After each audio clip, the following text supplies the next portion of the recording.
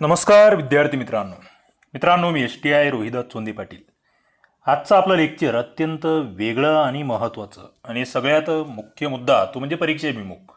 कारण की जून 2020 मधील जी लोकराज्य आहे मित्रांनो, हे लोकराज्य याच्यावर आगामी काळातल्या विविध परीक्षांना वेगवेगळ्या पद्धतीचे प्रश्न येणार आहेत. आणि आपले जे ऑनलाईन कोर्सेसचे विद्यार्थी आहेत, त्याच्यानंतर टेस्ट सिरीजचे विद्यार्थी आहेत आणि ई बुक घेतलेले विद्यार्थी आहे, या विद्यार्थ्यांसाठी खास या ठिकाणी हे लेक्चर आहे. आणि इतरही विद्यार्थी जे सातत्याने आपल्या चॅनलला फॉलो करतात, आपल्या चॅनलचे लेक्चर्स बघतात, त्यांच्यासाठी हे लेक्चर मी बनवतो आहे.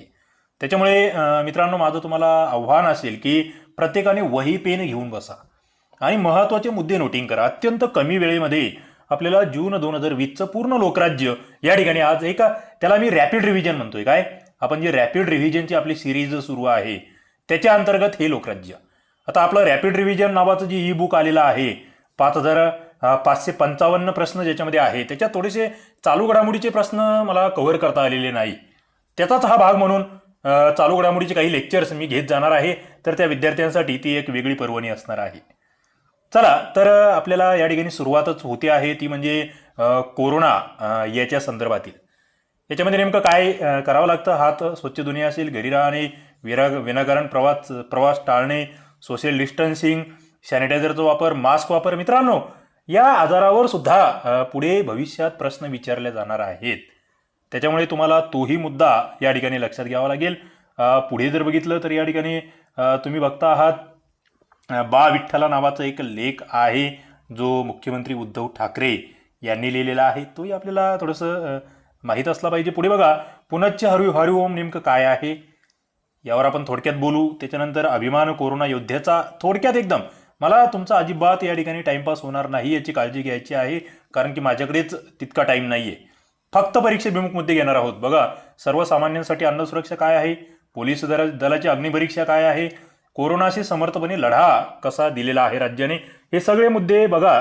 याच्यात विशेषतः राज्यसेवेसाठीचे मुद्दे मी कव्हर करणार आहे. कंबाईन ग्रुप बी आणि सी साठीचे जे आपले ऑनलाईन कोर्सेसचे स्टुडंट्स आहेत त्यांचे मुद्दे, त्यानंतर सरळ सेवेच्या विद्यार्थ्यांचे मुद्दे आणि पोलीस भरतीच्या विद्यार्थ्यांचे मुद्दे. तर हे सगळं आपल्याला या ठिकाणी कव्हर करायचं आहे. पटपट तुम्हाला या ठिकाणी वहीमध्ये लिहून घ्यायचं. पहिलाच प्रश्न जो विविध परीक्षांना येऊ शकतो, अनेक परीक्षांना, कोणत्या परीक्षेला पुढील 2 वर्षामध्ये केव्हाही विचारला जाईल असा हा प्रश्न.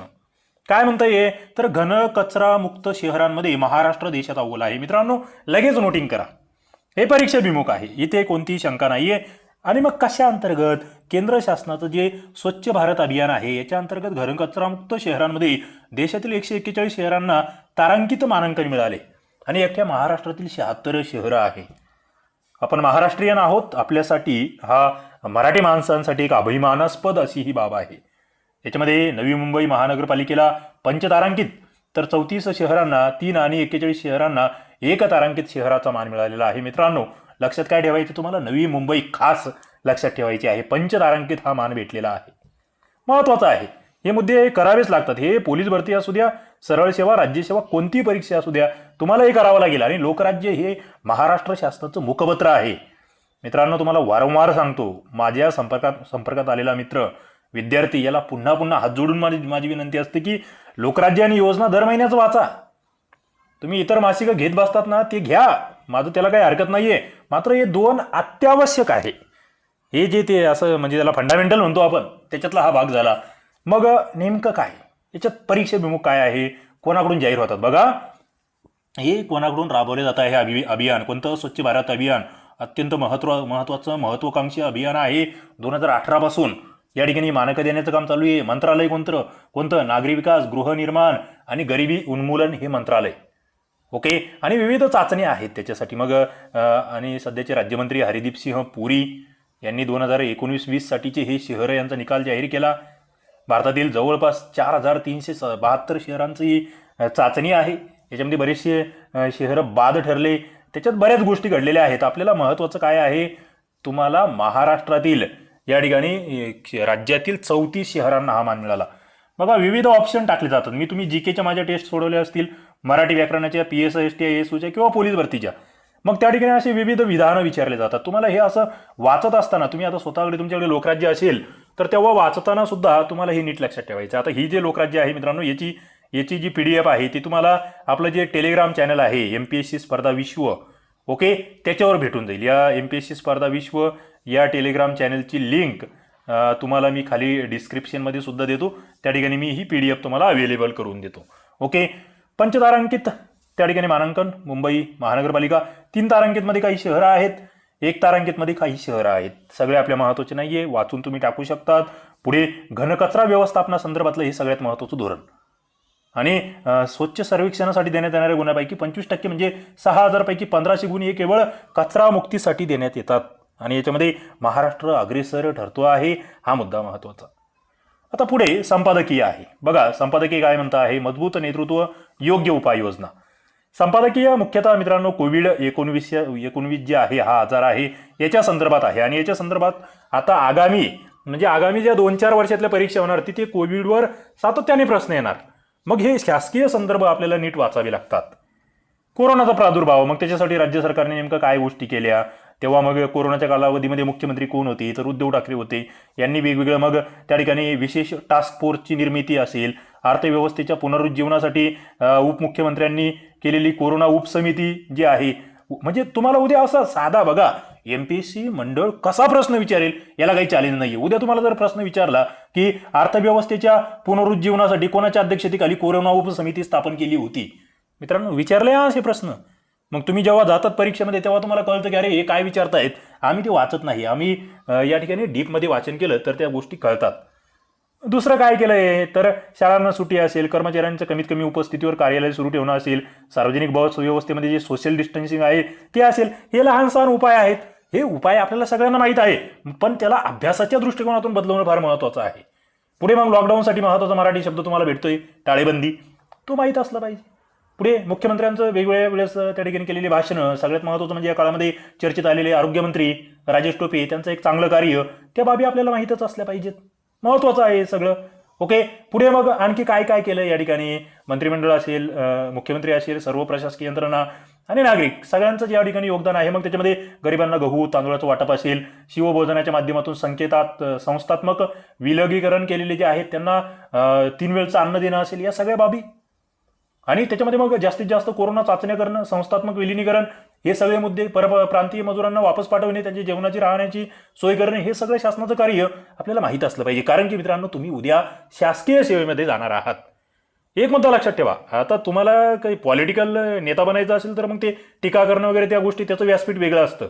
तुम्हाला शासकीय सेवेमध्ये जायचं आहे. उद्या तुम्ही एखाद्या राज्यसभेच्या PSIच्या इंटरव्ह्यूला जेव्हा जाणार तेव्हा कसे प्रश्न टॅकल करायचे, कशा स्वरूपाचे उत्तर द्यायचे ते तुम्हाला या शासकीय संदर्भातून सापडतात. आणि आपण त्या पद्धतीची भाषा वापरली पाहिजे, त्या पद्धतीचा अभ्यास केला पाहिजे. ओके, बघा या ठिकाणी कोरोना संदर्भात विधानसभेमध्ये एक महत्त्वाचं 5व्या जो टप्पा आहे त्याच्यासाठी आपण लॉकडाऊन ऐवजी कोणता शब्द वापरला तर मिशन बिगिन अगेन. बघा इथे प्रश्न तयार होतो मित्रांनो. इथे MPSC असेल, एखादं मंडळ असेल, प्रश्न तयार करतं की आपण त्या मोहिमेला काय नाव दिलं होतं. उद्धव ठाकरे किंवा महाराष्ट्राचे मुख्यमंत्री यांनी ते जे अनलॉक प्रक्रिया सुरू झाली त्या मोहिमेला कोणतं नाव दिलं होतं. मग तुम्हाला खाली वेगवेगळे ऑप्शन येतील, अनलॉक 1, 2, मिशन बिगिन अगेन. आपला घोळ होतो. मग आपला घोळ होतो, आपण वाचलेलं नसतं, त्या सगळ्या बाबी इथे आपल्याला मग याच्यामध्ये टाकतात, तर ते लक्षात घ्यावं लागेल. ओके, आता पुढे क्वारंटाईन सेंटर्स आहेत, त्याच्या संदर्भातले बरेचसे मुद्दे आहेत. पुनश्च हरी ओम ही घोषणा कोणाची आहे, मुख्यमंत्री उद्धव ठाकरे यांची. मग काय केलं त्यांनी, 25 जानेवारी 2020 ही तारीख त्या ठिकाणी आपण बघतो आहे की कोरोनासारख्या महामारीचं संकट आलेलं आहे आणि त्याच्या विरोधामध्ये मग आपण विविध थर्मल तपासणी असेल, विविध कामं करण्याचं कार्य या ठिकाणी मुख्यमंत्री असेल किंवा त्यांच्यासोबतच्या यांनी केलेलं आहे. आणि बघा पुढचा मुद्दा इथे जर बघितलं तुम्ही तर सुरुवातीचे रुग्ण त्यांचे मग राष्ट्रीय निगेटिव्ह अहवाल तर सुरुवातीला अहवाल कुठे चेक व्हायचे, राष्ट्रीय विषाणू विज्ञान संस्था ही कुठे आहे, हे मुद्दे तुम्हाला माहीत असले पाहिजेत कारण की या बाबी चर्चेत आलेल्या आहेत. पुढे बघा त्याच्यानंतर पुढे मग आपण त्या लॅबची संख्या कशी वाढत गेली ते सगळे मुद्दे, याच्यावर मी जास्त वेळ तुमचा घेत नाही. पुढे बऱ्याचशा गोष्टी आहेत, विमानतळाची तपासणी वगैरे कशा होत गेल्या, पुढे रुग्णसंख्या कशी दुप्पट होत गेली किंवा इतर कसं वाढत गेलंय आणि मृत्यूदर मग आता घटून 3.41% कसा आलेला आहे, 17 दिवसानंतर रुग्ण दुप्पट होत आहेत, हे बरंचसं चालू घडामोडीचं. आणि मग जगाच्या तुलनेमध्ये महाराष्ट्रातला मृत्यूदर कसा आहे तो मुद्दा या ठिकाणी तुम्हाला लक्षात घ्यावा लागतो. याच्यामध्ये अजून अपडेट होण्याच्या शक्यता आहेत, मात्र तरीही थोडीशी आयडिया जगामध्ये 10 लाख लोकसंख्येमागे 778 मृत्यू होत आहेत. महाराष्ट्रामध्ये हे फक्त 48 प्रमाण आहे. आतापर्यंत 5 लाख जवळपास चाचण्या झालेल्या आहेत. राज्यात 3,500 जवळपास 36 चाचण्या त्या ठिकाणी दर 10 लक्ष झालेल्या आहेत. ह्या बाबी तुम्हाला माहीत असल्या पाहिजेत. म्हणजे या ठिकाणी थोडंसं राज्य काय करतंय, आपण आपल्या राज्यात राहतोय, आपल्याला राज्य शासनाची परीक्षा द्यायची आहे म्हटल्यावर हे माहीत असलं पाहिजे. आणि याचा हा सगळ्यात वस्तुनिष्ठ स्रोत म्हणून तुम्हाला लोकराज्याकडे बघावं लागतं. पुढे मुख्यमंत्र्याची तत्परता या संदर्भात बरंच या ठिकाणी दिलेलं आहे. ओके, ते तुम्ही अतिरिक्त वाचून टाकू शकतात. मी तुम्हाला परीक्षेभिमुख मुद्दे पुढे घेऊन जातो आहे. ओके, आता पुढे आपण जातो आहोत. आव्हानाचा डोंगर आहे. याच्यामध्ये मग नेमकं काय, तर 3 गोष्टी सुरुवातीला आपल्याला माहीत होत्या. काय, एक म्हणजे मास्क लावला पाहिजे, दुसरं म्हणजे स्वच्छता गर्दी न करणे, ओके, आणि तिसरं म्हणजे लॉकडाऊनचा उपाय. असे सुरुवातीचे कामं होते. ओके, पुढे महाराष्ट्र कशा पद्धतीने त्याच्या विरोधात उभा राहिला ते मुद्दे या ठिकाणी आहेत. पुढे अजूनही प्रमुख आव्हाने म्हणून काही गोष्टींचा उल्लेख या ठिकाणी केलेला आहे. ओके, मग याच्यामध्ये प्रमुख आव्हाने कोणती, तर या ठिकाणी संसर्ग तर होणारच, पण त्याला पसरण्यापासून कशी रोखायची, मृत्यू कशी थांबवायची, हे आव्हान होतं. लॉकडाऊनची परिणामकारक अंमलबजावणी हे तेव्हाचं आव्हान होतं. कायदा सुव्यवस्था हे आव्हान होतं. निधी, आर्थिक भार, हे सगळे आव्हानं होते. आपल्याला माहीत असलं पाहिजे, याची जाणीव असली पाहिजे. फक्त कोरोना आला आणि मग पेशंट वाढत आहेत दररोज, तेच फक्त आम्ही मोजतोय, त्याची भीती मनामध्ये बाळगतोय, फक्त तेवढ्याने जमणार नाही. नेमकं काय घडत होतं, त्याच्यामागे काही टेक्निकल बाबी काय आहे, त्याच्यामागचे विचार काय आहेत, ते आपल्याला कळाले पाहिजेत. जर आपण स्पर्धा परीक्षेचा अभ्यास करतो आहोत तर या बाबींवर आपण लक्ष दिलं पाहिजे. आता लॉकडाऊनची पार्श्वभूमी काय आहे, हा मुद्दा महत्त्वाचा आहे. लॉकडाऊन कशासाठी, त्याने काय होणार, त्याने कोरोना पळून जाणार का, असे बरेच प्रश्न या ठिकाणी होते. मग लॉकडाऊन मागे विविध उद्देश होते. म्हणजे फक्त संक्रमण थांबवणे हा उद्देश नव्हता, तर त्यासाठीची संसाधने, सामग्री उभी करणे, त्याच्यासाठीचा वेळ मिळवणे, पुढील नियोजनाला अवधी मिळणे, या सगळ्या बाबी या ठिकाणी होत्या. आणि मग याच्यातून ती यंत्रणा कशी सुसज्ज होत गेली. कोविड केअर सेंटर्स असेल, बेड्स असेल, dedicated Covid care centres, isolation halls, हे कसे उभारले गेले, या बाबी आपल्यासाठी महत्त्वाच्या आहेत. पुढे बरंच आहे. मग ती PPE किट संदर्भातला असेल, मास्क असेल, N95. म्हणजे तुम्हाला सोपा प्रश्न येईल की मास्क, N95 मास्क, एवढं नाव तुम्हाला नीट माहीत असलं पाहिजे. आता हे प्रत्येकाला माहीत झालंय, मात्र तरीसुद्धा आपलं हे रिव्हिजन असलं पाहिजे. पुढे मोफत आरोग्य सेवा. मग याच्यात काय लक्षात ठेवायचं, तर याच्यात कोणती योजना होती की बाबा जिने या सगळ्या नागरिकांना सामावून घेतलं. कारण की तुम्हाला माहीत आहे, याचा खाजगी दवाखान्यामध्ये जर कोरोनाचा तुम्ही उपचार घ्यायला गेले तर खूप मोठा खर्च आहेत. त्याच्या बातम्या तुम्ही ऐकल्या असतील, अव्वाच्या सव्वा बिलं तुम्ही ऐकले असतील. मग राज्य सरकार जे करतं हे सगळं तुमच्यासाठी मोफत, त्याच्यासाठी योजना कोणती मित्रांनो माहीत असली पाहिजे. महात्मा फुले जन आरोग्य योजना, त्याची व्याप्ती वाढवली गेली. राज्यातील सर्व रुग्णालयातील 80% बेड्स हे शासनाने या ठिकाणी राखीव ठेवले कोरोनासाठी. आणि तो जो अव्वाच्या सव्वा खर्च आहे तो कोणी घेऊ नये याच्यासाठी सुद्धा दर निश्चित केले. या बाबी आपल्याला माहीत असल्या पाहिजेत, ते माहीत असावं. पुढे मग बऱ्याच गोष्टी आहे. पोलिसांचं कार्य असेल, परिचारिका डॉक्टरांचं कार्य असेल, लढाईत मरण पावलेले जे आहे, या कोरोना लढाईत मरण पावलेले जे काही सेवक आहेत विविध, यांना 50 लाखाचं विमा कवच असेल, हे माहीत असलं पाहिजे. उद्या तुम्हाला प्रश्न येईल की कोरोना कालावधीमध्ये जे ड्युटीवर होते, पोलीस असेल, त्याच्यानंतर विविध कर्मचारी, कोरोना योद्धे ज्यांना म्हटलं गेलं, यांचं जर तिथे काही अचानक निधन झालं कोरोनामुळे, तर त्यांना किती लाखाचं विमा कवच होतं, 50 लाखाचं, हे माहीत असलं पाहिजे. हे प्रश्न आहेत मित्रांनो आगामी, हे भविष्यकाळातील परीक्षांमध्ये येणारे प्रश्न आहेत, हे लक्षात घ्या. पुढे चेस दी व्हायरस मोहीम बघा, महत्त्वाचा मुद्दा आहे. चेस दी व्हायरस मोहीम, आज आपण ही मोहीम म्हणजेच विषाणूचा पाठलाग करायचा या एकाच उद्देशाने मोहीम राबवलेली आहे. पथकं घरोघर फिरतायत, रुग्ण शोधणं चालू आहे, उपचार चालू आहे. आणि देशातील पहिला टास्क फोर्स बघा, हा प्रश्न तयार झाला महाराष्ट्रातल्या विद्यार्थ्यांसाठी. देशातील पहिला टास्क फोर्स जो आहे तो महाराष्ट्राने तयार केला. यात मुंबईमधील नामवंत अशी डॉक्टरची टीम होती. म्हणजे मुंबईमध्ये हा पहिला टास्क फोर्स तयार झाला. आणि ते जे आहे कोळीवाड्यातलं ते उदाहरण महत्त्वाचं आहे मित्रांनो, अत्यंत महत्त्वाचं. मुंबईतल्या कोळीवाड्यातलं उदाहरण आणि या ठिकाणी आपला हा पहिला टास्क फोर्स जो देशाला मॉडेल म्हणून त्या ठिकाणी त्याच्यावर चर्चा झाली, हा मुद्दा लक्षात घ्या. पुढे शिक्षण आणि कृषीसाठीचा पुढाकार काय आहे, तर कोरोनाचा प्रभाव याच्यावरही पडणं साहजिक होतं. बऱ्याच गोष्टी मग ऑनलाईन डिजिटलकडे वळत गेल्या. त्यामध्ये मग शेतीसाठी बियाणं बांधावर देणे असेल, खत देणे असेल, याच्यासाठीचे विविध उपक्रम त्या ठिकाणी राबवण्यात आले. भाजीपाला धान्य घरापर्यंत पोहोचवणं, त्या गोष्टी सगळ्या आहेत.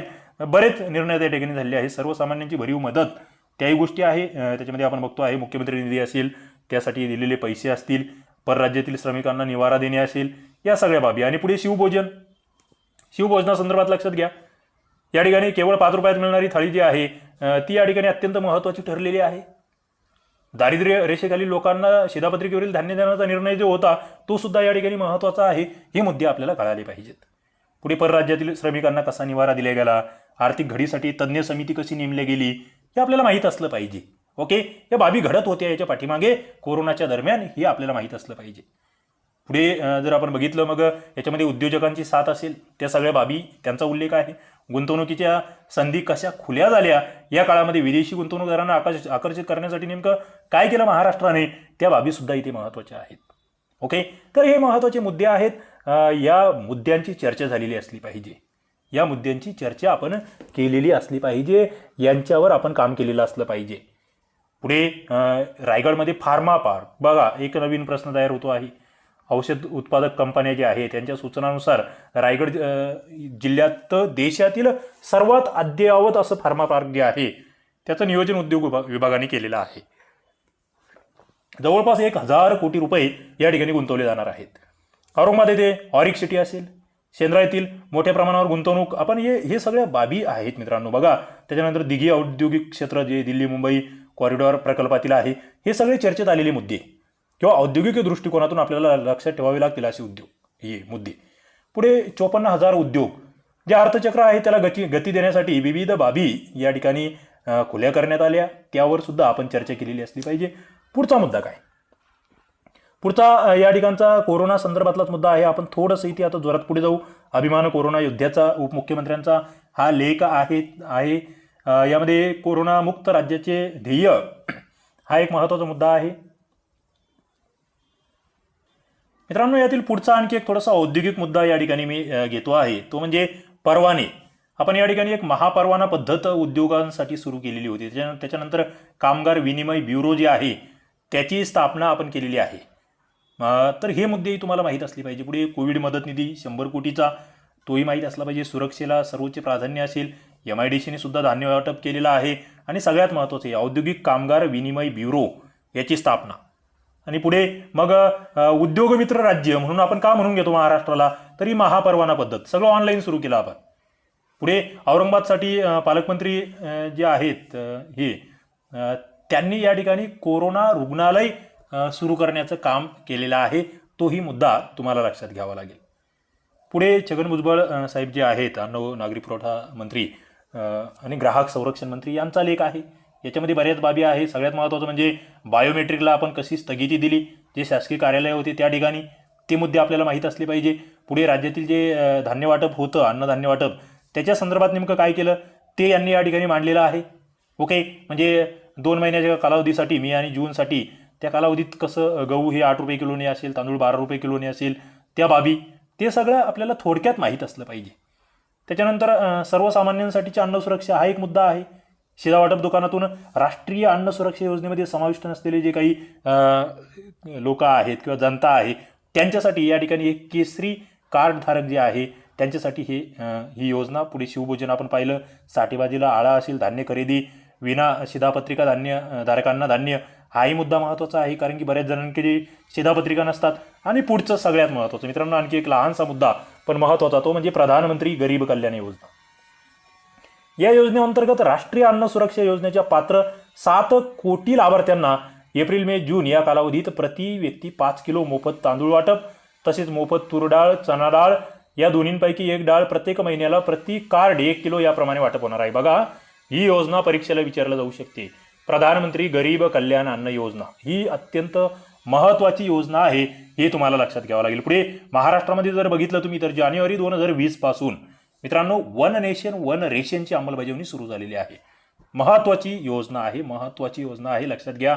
राष्ट्रीय अन्न सुरक्षा योजनेचा कार्डधारक आधार बायोमेट्रिक ऑथेंटिफिकेशन करून तो ज्या भागात राहत आहे त्या ठिकाणी धान्य घेऊ शकतो. हे फार महत्त्वाचं आहे, कारण की तुम्ही जर बघितलं हे व्यावहारिक दृष्टिकोनातून, म्हणजे एखादा UPचा माणूस इथे मुंबईमध्ये आला किंवा मुंबईचा एखादा दिल्लीला गेला तर त्याचं कार्ड तेथे चालणार आहे.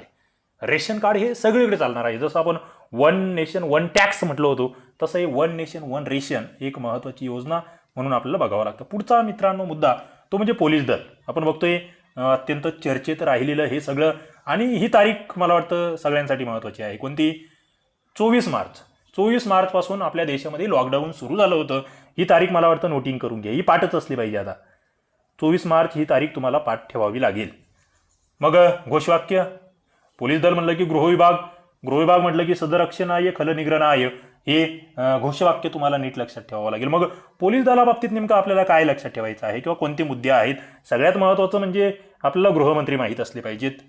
आदरणीय अनिल देशमुख हे गृहमंत्री, त्यांनी मग त्या संदर्भात काय केलं? जवानांची विचारपूस असेल, कोरोना योद्धे, जनतेचा खरा मित्र पोलिसांना त्यांनी संबोधलेला आहे. पुढे सानुग्रह अनुदान जे आहे त्या संदर्भात त्यांनी या ठिकाणी उल्लेख केलेला आहे की पोलीस कर्मचाऱ्याचा जर समजा मृत्यू झाला तर त्यांच्या कुटुंबियाला 10 लाख रुपये पोलीस वेलफेअरमधून, तर 5 लाख रुपये ॲक्सिस बँक आणि 50 लाख रुपये राज्य सरकार, असे 65 लाखाचे सानुग्रह अनुदान दिले जाईल.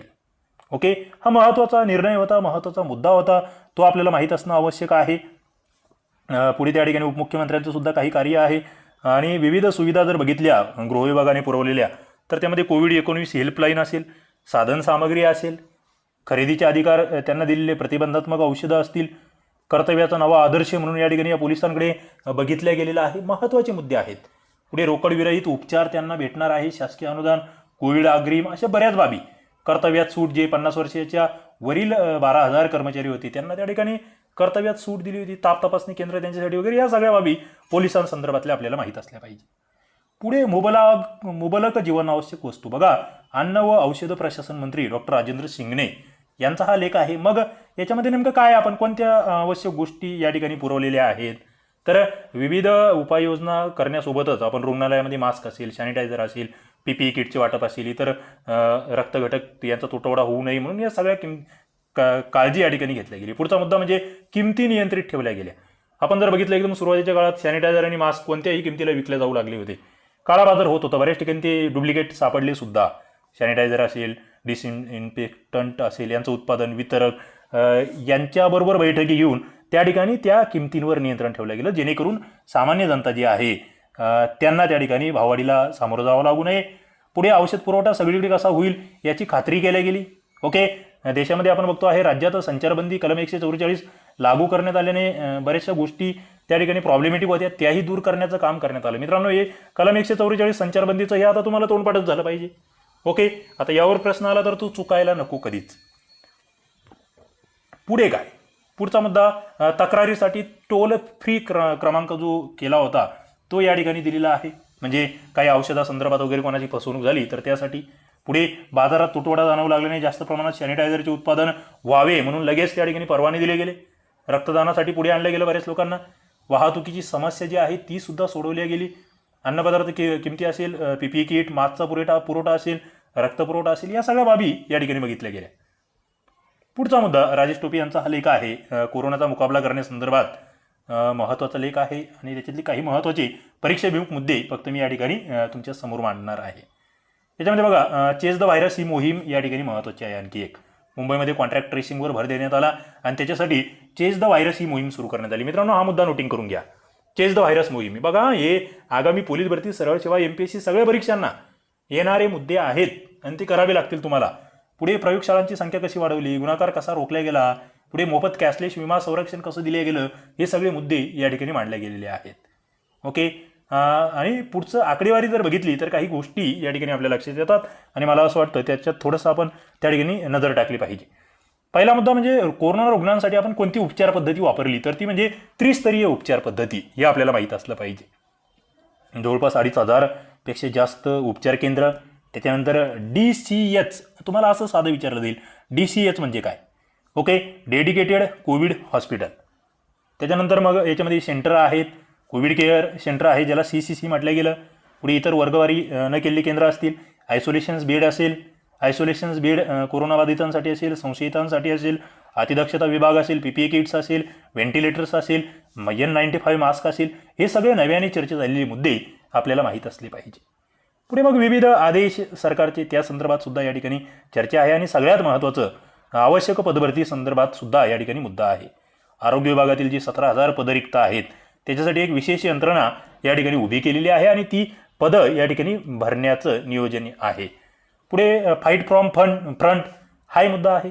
म्हणजे कसं, याच्यामध्ये जे उपचार करणारे डॉक्टर्स आहेत किंवा आरोग्य कर्मचारी आहे यांचं जे मनोबल आहे ते वाढवण्यासाठी या ठिकाणी महत्त्वाचे मुद्दे अंमलात आणले गेले किंवा महत्त्वाच्या बाबी या ठिकाणी लक्षात घेण्यात आल्या.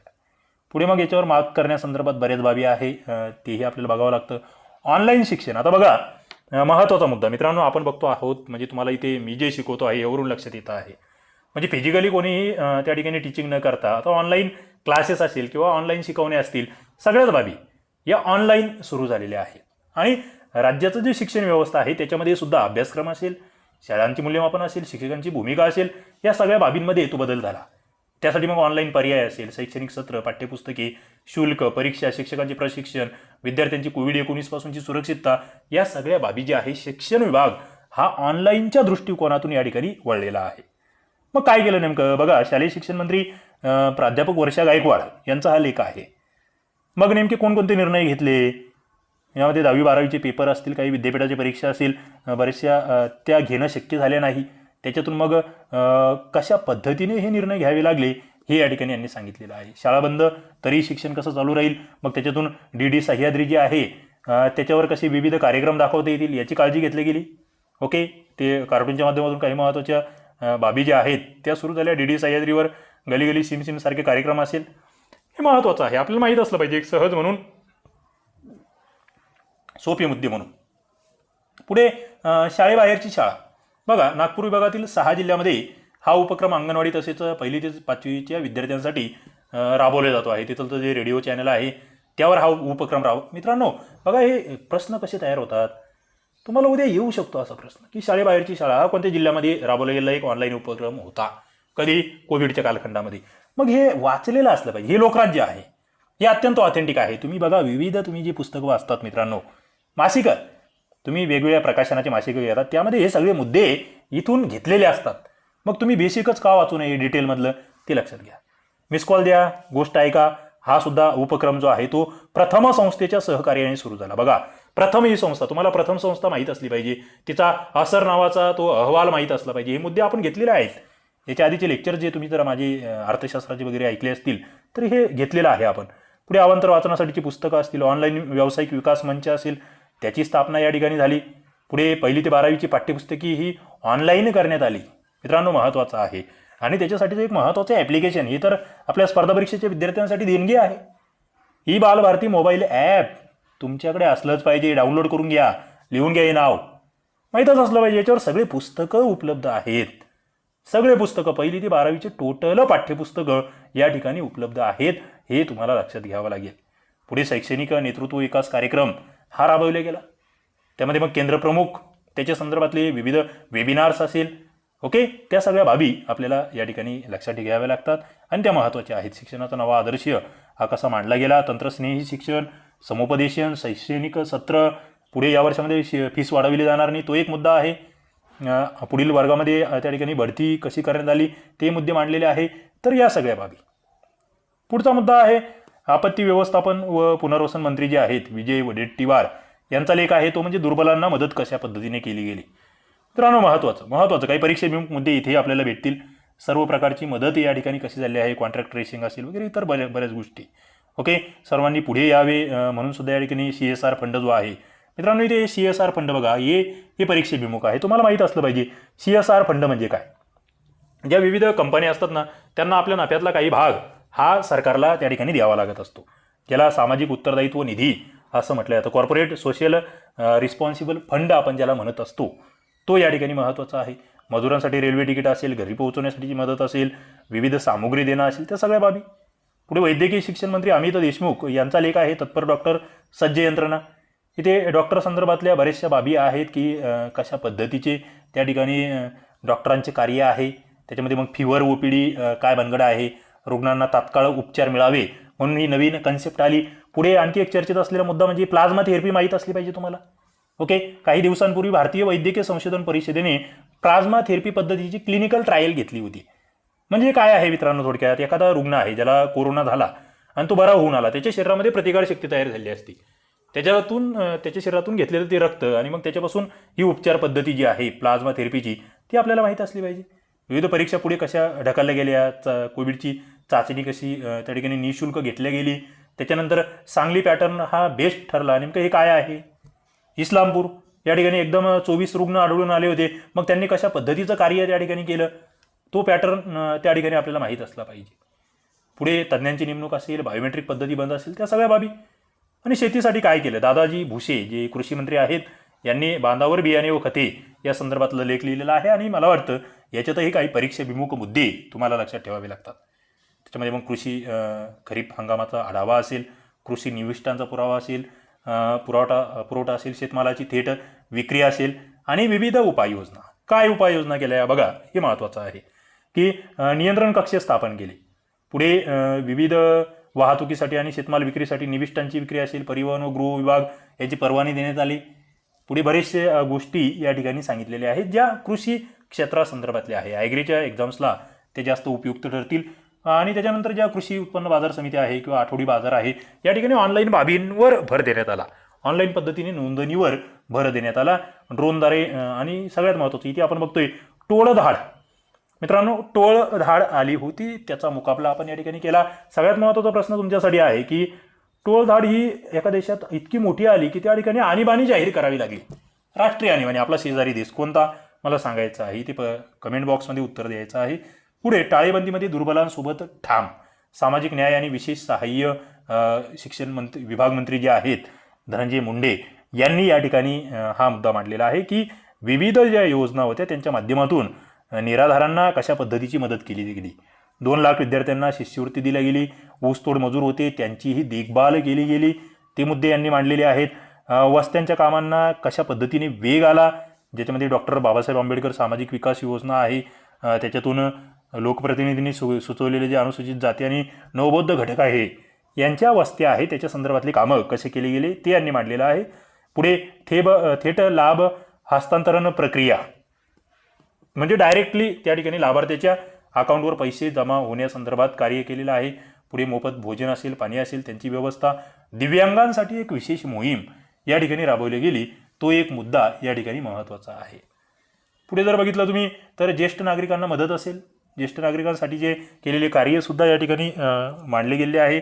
अलगीकरण कक्ष असेल, विद्यार्थ्यांसाठीच्या विविध उपाययोजना असेल, त्याही आपल्याला माहीत असल्या पाहिजे. आणि पुढचा आपला थोडासा स्पर्धा परीक्षेशी संबंधित मुद्दा तो म्हणजे UPSCच्या ज्या विविध परीक्षा आणि इंटरव्ह्यूसाठी दिलेले गेलेले आपले हजारो विद्यार्थी होते महाराष्ट्रातील, तसेच राजस्थानमधील कोटा येथे गेलेले विद्यार्थी होते, या सगळ्यांना त्या ठिकाणी परत आणण्यामध्ये राज्य शासनाने कसं कार्य केलं त्या संदर्भात काही मुद्दे या ठिकाणी मांडलेले आहेत. आपण याच्यातून पुढे जाऊ, जास्त ही परीक्षेभिमुख नाही आहे. पुढे कोरोनामुक्त झाले विविध म्हणजे 94 वर्षाची आजीसुद्धा कशी कोरोनामुक्त झाली ते या ठिकाणी चांगलं उदाहरण आहे. आपल्या मनातील भीती काढण्यासाठी माहीत असलं पाहिजे. मित्रांनो, हे लोकराज्य वाचायचंच याच्यासाठी आहे, फक्त म्हणजे परीक्षेचे मुद्दे भेटले पाहिजे असं नाही. तुम्हाला एक चांगला नागरिक, एक चांगला अधिकारी घडवण्यासाठी लोकराज्य नक्कीच महत्त्वाचं असतं. ओके. पुढे कोरोनाविरुद्ध लहानशा बालिकेने सुद्धा त्या ठिकाणी 3 वर्षाच्या बालकाची कशी चिवट झुंज आहे तेही या ठिकाणी दाखवलेलं आहे. म्हणजे तुम्हालाही कळतं आहे की वृद्ध असेल किंवा लहान बालकं ते सुद्धा या ठिकाणी बरे झालेले आहेत. ओके. महत्त्वाचे मुद्दे आहेत. पुढे नॉकडाऊन होण्यापेक्षा लॉकडाऊन व्हा असं या ठिकाणी सांगितलेलं आहे. दक्षता आणि संवेदनशीलता नेमकी कशी घेतली गेली त्या संदर्भात नागपूर विभाग इथे कशी प्रभावी अंमलबजावणी झाली. पुढे कोविड केअर सेंटर आपण कशी उभारले, परिपूर्णता, पारदर्शकता, पथदर्शकता कशी होती, सतर्कता कशी होती, ॲक्शन प्लॅन कशी होती, ते सगळे मुद्दे या ठिकाणी आहेत. चंद्रपूरमध्ये सरपंचांनी कसा सहभाग घेतला, टाळेबंदी गडचिरोलीमध्ये वगैरे, म्हणजे जिल्हावाईज या ठिकाणी काही गोष्टींचा आढावा घेतलेला आहे. तो तुम्ही PDF मधून व्यवस्थित वाचू शकतात. मी बघा तुम्हाला काही मुद्दे या ठिकाणी सांगत आहे. आता इथे बारामती पॅटर्न काय आहे नेमका हाही आपल्याला माहीत असला पाहिजे. म्हणजे या ठिकाणी अजित पवार यांनी नागरिक आणि अधिकाऱ्यांसोबत एक अभिनव उपक्रम राबवला. शहरातील तरुणांना त्या ठिकाणी सहभागी करून घेतले. नागरिकांनी घराबाहेर पडू नये, वस्तू त्यांना कशा घरपोच पोहोचवता येईल या सगळ्या बाबी केल्या. ते आपल्याला माहीत असलं पाहिजे कशा पद्धतीने हे सगळं घडत केलं. पुढे मग जिल्हावाईज बऱ्याच गोष्टी या ठिकाणी सांगितलेल्या आहे. पुढचं एक महत्त्वाचं मित्रांनो, पुढच्या परीक्षांना येणारा एक अत्यंत महत्त्वाचा मुद्दा त्याच्यावर मी या ठिकाणी फोकस करतो, तो म्हणजे MH नावाचं मोबाईल ॲप्लिकेशन. बघा, हे पाठच असलं पाहिजे आता तुमचं. MH मोबाईल ॲप्लिकेशन तोंडपाठ असलं पाहिजे, लिहून घ्या. माझी हेल्थ माझ्या हाती हे मोबाईल ॲप्लिकेशन उपलब्ध करून देण्यात आलेले आहे. यामध्ये नागरिकांनी रोज स्वतपासणी करणे असेल, ज्यामध्ये ऑक्सिमीटरद्वारे शरीरातील ऑक्सिजनची पातळी तपासणी, थर्मामीटरद्वारे शरीराचे तापमान मोजणे आणि त्याची माहिती या ॲप्लिकेशनवर टाकायची आहे. ओके. MH मोबाईल ॲप्लिकेशन औरंगाबादमधील चिकलठाणा या ठिकाणी एक महत्त्वाचं कोविड रुग्णालय जे आहे ते उभारण्यात आलं, तेही माहीत असलं पाहिजे. पुढे बऱ्याच बाबी आहे. औरंगाबाद विभाग जो आहे त्याच्यात आणखी काय झालं, टॉवर लोकेशन असेल, कॉन्टॅक्ट मॅपिंग असेल, पुढे उज्ज्वला गॅस योजना आहे, शिवभोजन योजना आहे, यांचे उल्लेख आपण आधी केलेले आहेत. बीड, परभणी बऱ्याच गोष्टी आहे. ओके, लॅबची निर्मिती असेल, महाकवच ॲपची निर्मिती. बघा, हा एक महत्त्वाचा मुद्दा आहे की कोरोना विषाणूचा प्रादुर्भाव रोखण्यासाठी या ठिकाणी हे महाकवच ॲप एक तयार करण्यात आलेलं आहे. ओके, ते आपल्याला माहीत असलं पाहिजे. ॲप्लिकेशन्सवर सातत्याने मित्रांनो प्रश्न आलेले आहेत, याच्या पुढे जास्त येतील, कारण की आता ऑनलाईन बऱ्याच गोष्टी वाढता आहेत. त्यामध्ये मग पुढे अँटी कोविड फोर्स असेल, मनरेगाच्या माध्यमातून रोजगार असेल, शेल्टरमुक्त नाशिक असेल, नाशिकच्या बाबतीत घडलेल्या बाबी, पुढे संकट काळातील उमेद नंदुरबारच्या बाबतीतला आपण बघतो आहे. सारी सर्वेक्षण अहमदनगरमध्ये मित्रांनो, औरंगाबाद नगर या ठिकाणी सारीसारखा आजार आला होता. ओके, तो तुम्हाला माहीत असला पाहिजे, त्याच्याबद्दल तुम्हाला थोडीशी माहिती असणं आवश्यक आहे. आणि पहिली प्रयोगशाळा धुळ्यामधली त्याचाही या ठिकाणी उल्लेख आहे. पुढे बऱ्याच या ठिकाणी आहे. ओके, लातूर विभाग वगैरे, म्हणजे इथे जिल्हा वाईज दिलेला आहे. आपण थोडंसं पुढे जाऊया. परीक्षाभिमुख मुद्दे आपल्याला कव्हर करायचे आहेत. पुढे को रोबोट आहे. ठाणे जिल्ह्यामध्ये को रोबो जो आहे त्याची निर्मिती करण्यात आली होती, हेही तुम्हाला माहीत असलं पाहिजे. व्हेंटिलेटर्स ठाण्यामध्ये असेल, इतर बऱ्याच बाबी आहे. पालघरमधले वगैरे मुद्दे कव्हर केलेले आहेत. पुढे जातो आहे मी, परीक्षाभिमुख मुद्दे शोधतो आहे.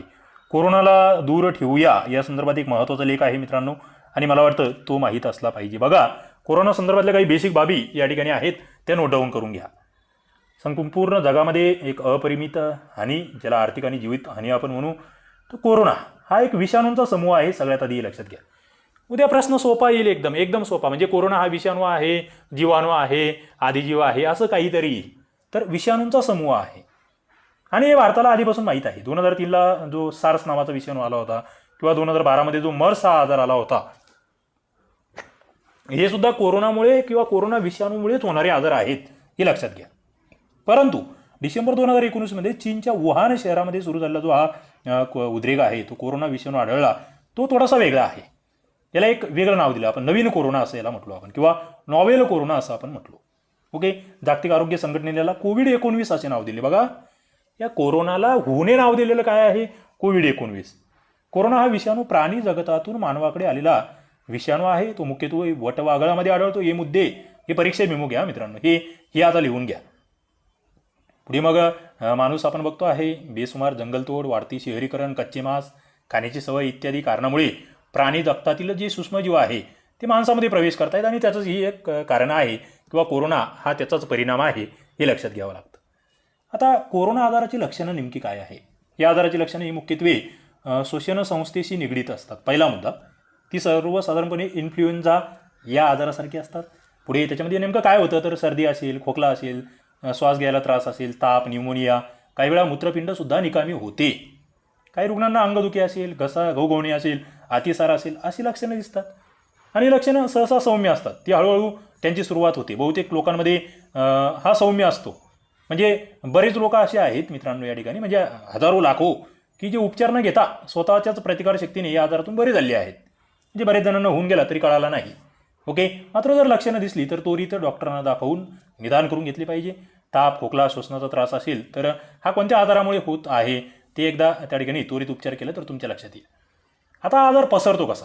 ज्या व्यक्तीला या आजाराची लागण झाली आहे त्याच्यापासून हा आजार शिंकणे असेल, खोकणे असेल, याच्यातून जे सूक्ष्म थेंब बाहेर पडतात त्याच्यातून पसरतो. याशिवाय ते थेंब पृष्ठभागावर पडतात, त्यानंतर इतर लोकांनी त्यांना स्पर्श केला, ते हात पुन्हा दुसरे कशाला तरी लागत आहेत, त्याच्यातून हा संसर्ग पसरतो. म्हणून आजारी असलेली जी व्यक्ती आहे त्याच्यापासून 1 मीटर अर्थातच 3 फूट इतकं लांब राहणं या ठिकाणी गरजेचं असतं. पुढे मग बऱ्याच चांगल्या सवयी, हात साबणाने स्वच्छ करणे असेल, त्याच्याशिवाय नाकातोंडाला न लावणे असेल, किंवा बऱ्याच गोष्टी, कारण की या ठिकाणी अजून लस उपलब्ध नाही आहे, त्या संदर्भात बऱ्याच गोष्टी चालू आहे, संशोधनं चालू आहे, ते आपल्याला माहीत असले पाहिजे. ओके, तर तेच पुन्हा दिलं आहे. हात केव्हा धुवाल, काय कराल, त्या सगळ्या बाबी आहे. प्रतिकारशक्ती कशी वाढवाल, त्यामध्ये मग कोमट पाणी असेल, व्यायाम असेल, बऱ्याच गोष्टी आहे. दिवसातून हर्बल टी किंवा इतर बाबी. गंभीर आजार होण्याचा धोका कोणाला आहे हा एक मुद्दा आहे. यामध्ये वृद्ध लोक, उच्च रक्तदाब, हृदयरोग, मधुमेह याच्यासारखे जे गुंतागुंतीचे आजारावाले लोक आहेत यांना आजार जास्त होऊ शकतो. आता एखादी व्यक्ती आहे ज्याच्यात लक्षणं दिसत नाही आहे, मात्र त्याच्यापासून हा आजार पसरू शकतो का? तर पसरू शकतो. त्याच्यामुळे मास्क वगैरे जे आहे त्याचा वापर हा गरजेचा आहे, कारण की हा आजार पसरण्याचा मुख्य मार्ग हा श्वासोच्छ्वास आहे. ओके, आणि त्या ठिकाणून हा पसरू शकतो. त्याच्यामुळे तो मुद्दा आहे, तिथे तुम्हाला काळजी घ्यावी लागेल. पुढे घरच्यांना आपल्यामुळे त्रास होणार नाही या बाबी आहेत. याच्यावर अजूनही लस कोणती उपलब्ध नाही, हा एक मुद्दा आपल्याला लक्षात घ्यावा लागतो. आता तो जो मास्क आहे त्याच्या संदर्भातही बऱ्याच बाबी या ठिकाणी लक्षात घ्याव्या लागतात. डिस्पोजेबल मास्क आहेत बरेचसे, ते पुन्हा पुन्हा वापरले जातात. बऱ्याच गोष्टी आहेत. निकटचा संपर्क टाळणे महत्त्वाचं आहे. शिंकताना खोकताना या गोष्टीची सवय लावायची आहेत. हे आता तुम्हाला सगळ्यांना माहीत आहे, यावर मी जास्त बोलणार नाही. ओके, पुढे आपण जातो आहोत. अधिशयन काल किती आहे? बघा, हा मुद्दा फार महत्त्वाचा आहे. हा परीक्षेभिमुख मुद्दा आहे. म्हणजे विषाणूचा शरीरामध्ये प्रवेश झाल्यापासून त्या आजाराची लक्षणे दिसण्यापर्यंतचा काळ. आणि मित्रांनो, सगळ्यात घातक हेच आहे. या आजाराची लगेच लक्षणं दिसत नाही, म्हणून हा आजार जास्त गंभीर झाला. म्हणजे 1 ते 14 दिवस हा आजार आपल्या शरीरात आहे तरी आपल्याला कळत नाही. ओके, ते लक्षात घ्या. त्या बाबी तुम्हाला माहीत असल्या पाहिजे. पुढे एखाद्या प्राण्याच्या माध्यमातून मनुष्यामध्ये हा विषाणू येऊ शकतो का, तो महत्त्वाचा मुद्दा आहे. आणि त्याचं उत्तर मला तरी वाटतं यस देता येऊ शकतं. सार्स हा आजार आपण बघतो आहे मांजराशी संबंधित होता. मर्स हा आजार उंटाशी संबंधित होता, म्हणजे अनुमान आहे ते. ओके, तसं हा आजारसुद्धा कुठेतरी त्या वटवगळपासून पसरलेला आहे असं म्हटलं जातं. त्याच्यामुळे जे काही कच्चे मांसाहारी पदार्थ आहेत ते खाणं टाळणं या ठिकाणी योग्य राहणार आहे. आता पुढचा मुद्दा फार महत्त्वाचा आहे मित्रांनो. हे लोकराज्य आहे, शासकीय मासिक आहे. विषाणू किती काळ जिवंत राहतोय अजूनही बऱ्याच जणांना कळलेलं नाही. ते निश्चित नाहीच आहे. अभ्यासानुसार काही तास तर काही दिवस हे जिवंत राहू शकतात. आणि विविध ठिकाणी त्याचं वेगवेगळं म्हणजे जीवनमान आहे. पृष्ठभाग कसा आहे, वातावरण किती आहे, आर्द्रता किती आहे, या अनेक बाबी आहेत. त्याच्यामुळे स्वच्छता ठेवणे, वारंवार हात धुणे या बाबी यावरील सगळ्यात महत्त्वाच्या आहेत. पुढे काय तर थंड पाणी किंवा बर्फ याच्यामुळे कोरोना नष्ट होऊ शकत नाही, माहीत असलं पाहिजे आपल्याला. पुढे हँड ड्रायर कोरोना विषाणू नष्ट करण्यास परिणामकारक नाही आहे, हेही तुम्हाला माहीत असलं पाहिजे. लिक्विड किंवा स्प्रेने नेहमी नाक स्वच्छ केले म्हणून कोरोनापासून बचाव होतो असंही नाही आहे. काही लोकांमध्ये गैरसमज आहेत, ते दूर करण्याचं काम या ठिकाणी केलेलं आहे. उष्ण व दमट वातावरणात कोरोनाचा प्रसार होऊ शकतो हे लक्षात ठेवा. कारण काही जण म्हणायचे उन्हाळा आहे महाराष्ट्रात, भारतामध्ये खूप तापमान आहे म्हणून होणार नाही, तसं काही नाही आहे. आणि पुढे निर्जंतुकीकरणासाठी व्हायलेट किरणं जी आहेत त्यांचा वापर करू नये, त्याच्यामुळे त्वचाविकारही होऊ शकतो. लसूण हा आरोग्यासाठी चांगला आहे, मात्र त्याच्यामुळे तुम्हाला कोरोना होणार नाही असं अजिबात नाही. डास चावल्यामुळे हा आजार पसरत नाही हे लक्षात ठेवा. डास वेगळा, कोरोना वेगळा. पुढे थर्मल स्कॅनरने केवळ शरीराचे तापमान मोजले जाते. समोरील व्यक्तीला कोरोना आहे की नाही हे कळत नाही, हे तुम्हाला चांगलं माहीत असलं पाहिजे. त्याच्यामुळे तो कोरोना संशयित रुग्ण हा थुंकी घेऊन चाचणी केल्यानंतरच कळणार आहे. पुढे प्रतिजैविके ज्याला अँटीबायोटिक्स म्हणतो आपण, हे केवळ शरीरातील आपल्या आजारी पाडणाऱ्या जीवाणूंवर काम करते, व्हायरसवर नाही, हे आपल्याला माहीत असलं पाहिजे. पुढे कुत्रा असेल, मांजर असेल यासारख्या पाळीव प्राण्यांपासून कोरोना होतो असे अजूनही कोणते निष्कर्ष नाही आहे किंवा पुरावे नाहीत. त्याच्यामुळे त्याही बाबी चुकीची गैरसमज नसावेत. पुढे शरीरात कोरोनाचा प्रवेश झाला तर शरीरावर अल्कोहोल किंवा क्लोरीन शिंपडल्याने तो नष्ट होतो असं काही लोकांमध्ये चुकीची समज आहे, तेही नाही. आणि आतापर्यंत कोणती लस याच्यावर उपलब्ध नाही आहे, औषधं उपलब्ध नाही आहे, ती लक्षात ठेवा. गरम पाण्याने आंघोळ केल्याने कोरोनापासून बचाव होतो असंही नाही. मात्र गरम पाण्याने तुम्ही बाहेरून आलेत, आंघोळ करून घेतली तर तुमच्या अंगावर ते विषाणू असेल तर मात्र तुम्ही त्याच्यापासून काही गोष्टी सावध होऊ शकतात. आणि न्यूमोनियावरील लस जी आहे ती कोरोनावर प्रभावी ठरत नाही, हे आपल्याला माहीत असलं पाहिजे. तर मित्रांनो, अशा पद्धतीचे हे महत्त्वाचे मुद्दे आहेत. आता राज्य शासन जे आहे त्यांनी कोणतं संकेतस्थळ विकसित केलेलं आहे तर ते महाइन्फो कोरोना नावाचं संकेतस्थळ आहे, जे तुम्हाला पूर्ण माहिती देतं आहे. पुढे महाकवच ॲप असेल, ऑनलाईन सो चाचणी टूल असेल, आदिवासी विद्यार्थ्यांच्या पालकांसाठी स्नेह सेतूचा आधार असेल, त्याच्यानंतर आरोग्य सल्ल्यासाठी मोफत ऑनलाईन ई-संजीवनी OPD असेल. हे सगळे ऑनलाईन डिजिटल प्लॅटफॉर्म आता तुम्हाला माहीत असले पाहिजे. ओके, आपले माहीत नसतं बऱ्याच वेळेस, तर तुम्ही याला भेटी देऊ शकतात.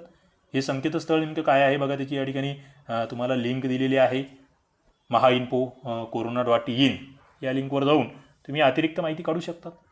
पुढे वेळेवेळचे अपडेट्स त्या ठिकाणचे असेल, त्याच्यानंतर QR कोडसुद्धा दिलेला आहे, त्या सहाय्यता निधीला तुम्ही मदत करू शकतात.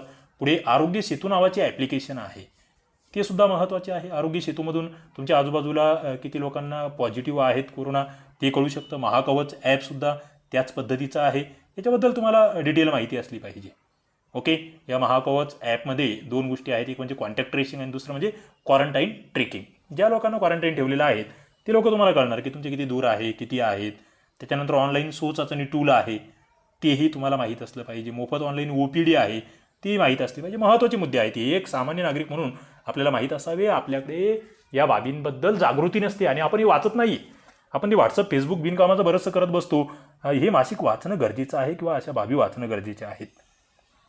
पुढे बघा, समाज माध्यमं तुम्हाला आता ऑनलाईन सगळं सुरू झालेलं आहे, म्हणून मित्रांनो त्याचा कसाही वापर करणं हे फार चुकीचं आहे. आणि विशेषतः जे स्पर्धा परीक्षेचे मित्र आहेत त्यांना तर याची खूप काळजी घ्यायची आहे.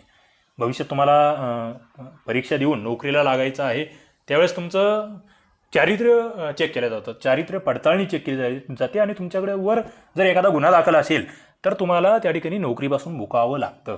त्यामुळे समाज माध्यमं, व्हॉट्सअप असेल, फेसबुक असेल, विविध यांचा वापर तुम्हाला योग्य करावा लागेल. त्याबद्दल तुम्हाला चुकीचं तुम्ही काही केलं तर तुम्हाला सुटका नसणार आहे, तुम्ही त्याच्यामध्ये गुंतणार आहात.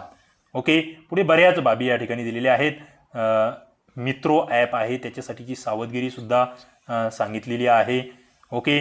बऱ्याच गोष्टी आहेत. मंत्रिमंडळामध्ये आणखी नवीन काय काय ठरलं तर शिवभोजन योजना ही तालुका स्तरावर गेली. कोरोनासाठीच्या विविध उपाययोजना आहेत त्या आपल्याला माहीत असल्या पाहिजे. आर्थिक पुनरुज्जीवनासाठीची समिती असेल, उपसमितीकडून घेतले गेलेले महत्त्वाचे निर्णय असेल, आमदारांची 30% वेतन कपात असेल, निवारा केंद्राची भोजन क्षमता त्या बाबी आहे. सर्वांना जन आरोग्य सुविधा कशी दिली गेली तेही या ठिकाणी ठरलेलं आहे. दिघे MIDC जी आहे तिच्यामध्ये नेमकं काय घडलेलं आहे त्या बाबी आहेत. मंत्रालयामध्ये कोरोना नियंत्रण कक्ष असेल, रेशनिंग संबंधी तक्रारीसाठी नवीन कक्ष असेल, कामगारांची मोफत वैद्यकीय तपासणी असेल, या सगळ्या बाबी आपल्याला माहीत असल्या पाहिजेत. कोविड मदत निधी आहे, बऱ्याच गोष्टी आहेत. पुढे दृष्टिक्षेपामध्ये PPE किट आणि N95 विक्री जी आहे हाफकिनकडून ज्या प्रमाणित आहेत त्यांना आपण या ठिकाणी मान्यता दिलेली आहे. पुढे प्रधानमंत्री गरीब कल्याण योजना जी आहे तिचे हप्तेसुद्धा जमा झालेले आहेत. पुढे महावितरणच्या दैनंदिन कार्यपद्धतीमध्ये बदल झाले आहेत, ते ऊर्जामंत्री डॉक्टर नितीन राऊत यांनी सांगितलेले आहे. कोरोनाच्या संकटानंतर रेडी रेकनर दर जाहीर झालेला आहे. ओके, तो मुद्दा लक्षात राहू द्या. बऱ्याच बाबी या ठिकाणी आहे दृष्टिक्षेपामध्ये. विमा संरक्षण असेल, ग्रामविकास अधिकाऱ्यांना, ओके, ग्रामसेवक वगैरे तेही तुम्हाला माहीत असलं पाहिजे. ग्रामविकास मंत्री जे आहेत हसन मुश्रीफ यांनी सांगितलेलं आहे. त्याच्यानंतर कर वसुलीबाबत जी टक्केवारी आहे त्याची अट शिथिल केलेली आहे. म्हणजे ग्रामपंचायतीमध्ये जे काही कर वसुली होते त्याच्या बाबतीत काही निर्णय महत्त्वाचे घेतलेले आहेत. त्याच्यानंतर राष्ट्रीय महामार्गासाठीचा निधी असेल, सॅनिटायझर टनेलची निर्मिती असेल, उच्च व तंत्र शिक्षण मंत्री उदय सामंत यांची माहिती आहे. पशुसंवर्धन व दुग्ध विकास मंत्री दुधाचे रूपांतर भुकटीमध्ये करण्यासाठीचा उपक्रम त्याबद्दल त्यांनी माहिती दिलेली आहे. विद्यापीठांची परीक्षा, अंतिम सत्राच्या परीक्षा, हे बघा सॅनिटायझर टनेल कशा पद्धतीचं तयार केलं जातं, म्हणजे त्या ठिकाणी पूर्ण सॅनिटाईजच होणार. तुमच्या अंगावर वगैरे जे काम करता आहेत कर्मचारी त्यांच्यासाठी महत्त्वाचं होतं. कोरोना टेस्टिंग प्रयोगशाळा आहेत वेगवेगळ्या ठिकाणी सुरू झालेल्या. CETच्या परीक्षांसाठी तालुका स्तरावर केंद्र देणं असेल. पुढे महिला व बालविकास मंत्री जे आहेत यशोमती ठाकूर त्यांनी काही बाबी या ठिकाणी स्पष्ट केलेल्या आहेत. किमान त्या मंत्र्यांची नावं, त्यांची खाते तुम्हाला या ठिकाणी आणखी रिव्हिजन होणं हा हेतू आहे. इतर बरेच मुद्दे आहे. कामगार मंत्री दिलीप वळसे पाटील यांचाही लेख आहे. गुलाबराव पाटील पाणीपुरवठा व स्वच्छता मंत्री त्यांचा लेख आहे. मला परीक्षेभिमुख वाटत नाही आहे त्या गोष्टी, मी थोडंसं पुढे जातो आहे.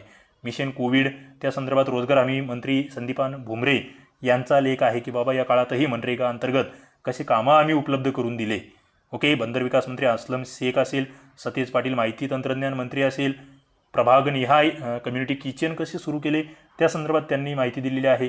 आदिवासी विकास मंत्री ॲडव्होकेट KC पाडवी यांनी मजुरांसाठी बस सेवा सुरू केलेल्या आहेत त्याच्याबद्दल माहिती सांगितलेली आहे.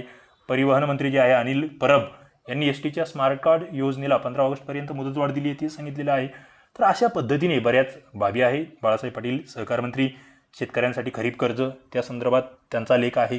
कृषी उत्पन्न बाजार समिती असेल, इतर बरेच मुद्दे आहेत. मित्रांनो, पुढचा मुद्दा सगळ्यात महत्त्वाचा तो म्हणजे विधान परिषद द्विवार्षिक निवडणुका.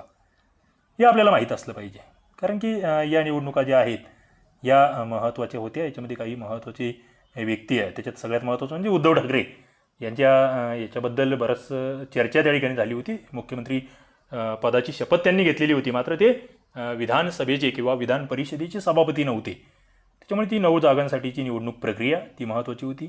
सोलापूरचे पालकमंत्री दत्तात्रय भरणे आणि त्याच्यानंतर मुख्य न्यायमूर्ती पदाची शपथ न्यायमूर्ती दीपांकर दत्ता यांनी घेतलेली आहे. ओके.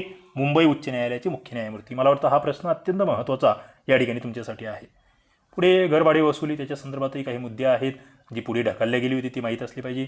आदिवासींना मिळणारा रोजगार वनमंत्री संजय राठोड यांचा तो मुद्दा आहे. सार्वजनिक ठिकाणी जर थुंकले तर त्या ठिकाणी शिक्षा जाहीर केलेली आहे. ते तुम्हाला माहीत असलं पाहिजे. काही दंडही लागणार आहे, शिक्षाही होणार आहे. तर मग काय आहे दंड? तर धूम्रपान करणाऱ्यांना पोलीस अधिनियम जो आहे, मुंबई पोलीस अधिनियम, पहिल्यांदा गुन्हा केला तर 1,000 रुपये दंड व 1 दिवस सार्वजनिक सेवा. दुसऱ्यांदा गुन्हा केला तर 3,000 रुपये दंड आणि 3 दिवस सार्वजनिक सेवा. आणि त्यानंतर जर पुन्हा तोच दंड केला, थुंकण्याची चूक केली तर 5,000 रुपये दंड आणि 5 दिवस सार्वजनिक सेवा. अशा पद्धतीच्या बाबी आहेत. पुढे बरेच मुद्दे आहेत आणखी. भारतीय दंड संहितेनुसार त्याच्यामध्ये मग 6 महिने शिक्षा असेल, 2 वर्षीय शिक्षा असेल, बऱ्याच बाबी आहेत. त्याच्यामध्ये लहान सहान मुद्दे आहेत. पुढे चक्रीवादळ. कोणतं चक्रीवादळ? तर निसर्ग चक्रीवादळ. बघा, हा मुद्दा तुम्हाला महत्त्वाचा आहे. कोणतं चक्रीवादळ आलं होतं? फक्त एवढं, निसर्ग चक्रीवादळ. कुठे सर्वाधिक नुकसान झालं? रायगड असेल, पुणे असेल, या ठिकाणी सर्वाधिक नुकसान झालं, माहीत असलं पाहिजे. इथे मग रायगडसाठी 100 कोटीचा निधी असेल, तिथलचे पंचनामे असेल, त्या सगळ्या बाबी, तात्काळ पंचनामे, पुढे बऱ्याच गोष्टी त्या ठिकाणी आहेत. कोविड-19 बाबतचा या ठिकाणी हा शेवट आहे. घाबरू नका, जागरूक राहा, काळजी घ्या. या ठिकाणी लोकराज्य संपतं. मित्रांनो, अशा पद्धतीने एक 50 मिनिटामध्ये या ठिकाणी मी तुमचं, मला वाटतं, एक 92 पानांचं लोकराज्य जे आहे त्याचं एक रॅपिड रिव्हिजन घेण्याचा प्रयत्न केला. तुम्हाला कसं वाटलं नक्कीच कमेंट बॉक्समध्ये कळवा. तुम्हाला हे आवडलं असेल तर आपण प्रत्येक महिन्याच्या लोकराज्याचं या ठिकाणी रॅपिड रिव्हिजन घेत जाऊ. ओके. आणि आता ही PDF जी आहे आपल्या टेलिग्राम चॅनलला भेटेल, त्या ठिकाणी तुम्ही घ्या. आणि याच्या पुढील आपले पूर्ण लेक्चर्स बघण्यासाठी चॅनलला सबस्क्राईब करून ठेवा, नोटिफिकेशन बेल क्लिक करून ठेवा. बरेच मित्र, त्यांना मी व्हॉट्सअपला मेसेज पाठवायचो, मात्र आता मला ते शक्य होत नाही. त्याच्यामुळे चॅनलला सबस्क्राईब करून ठेवा आणि लाईव्ह लेक्चरसाठी चॅनलला व्हिजिट करत राहा. आणि ज्यांना डेली PDFs पाहिजे असतील त्यांनी मला मेसेज करा. खाली डिस्क्रिप्शनमध्ये माझा व्हॉट्सअप नंबर आहे. त्यांना ते आमच्या व्हॉट्सअप ग्रुपला जॉईन करून घेण्यात येईल आणि त्यांना मेंबर म्हणून स्वीकारण्यात येईल. मित्रांनो, चला, सगळ्यांना आगामी परीक्षांसाठी शुभेच्छा. धन्यवाद.